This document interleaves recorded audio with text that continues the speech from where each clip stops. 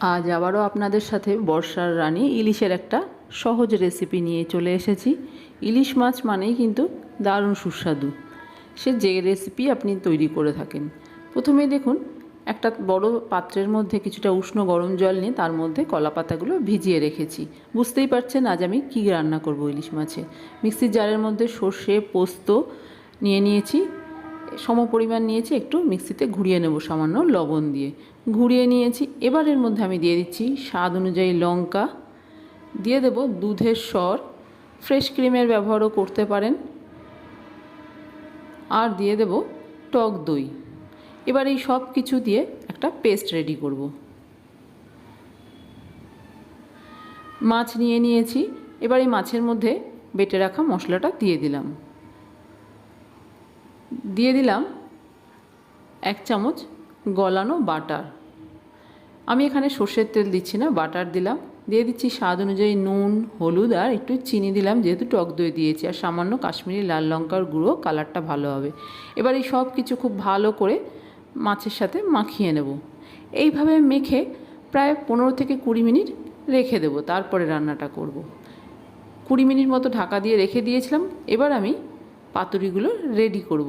তার জন্য একটা থালার উপরে একটা কলা পাতা নিয়ে নিয়েছি। এবার এর মধ্যে 1 পিস মাছ দিয়ে দেব, কিছুটা মশলা, একটা কাঁচা লঙ্কা দেব, আর দিয়ে দিচ্ছি একটু কাঁচা সর্ষের তেল। এই রান্নায় কিন্তু সর্ষের তেলের পরিমাণটা আমি খুব কমই ব্যবহার করছি। এবার পাতাটাকে খুব ভালো করে মুড়িয়ে নেব। পাতা মুড়িয়ে নিয়ে সুতোর সাহায্যে ভালো করে বেঁধে দিতে হবে, এমনভাবে বাঁধতে হবে যেন মাছের মশলাটা বেরিয়ে না যায়। খুব সহজ এই কাজটা, প্রত্যেকেই বাড়িতে পাতুরি তৈরি করার সময় এইভাবেই তৈরি করে থাকেন। আমি কলা পাতায় করছি, আপনারা চাইলে এখানে লাউ বা কুমড়ো পাতাতেও কিন্তু এই রান্নাটা করতে পারেন। ভালো করে সুতো দিয়ে বেঁধে দিলাম। এইভাবে সবকটা পাতুরি দেখুন আমি তৈরি করে নিয়েছি। এবার চলুন রান্নাটা শুরু করব। তার জন্য প্যানের মধ্যে বেশ কিছুটা সর্ষের তেল গরম করে নিয়েছি। এবার এই গরম তেলের মধ্যে পাতুরিগুলো দিয়ে দিচ্ছি।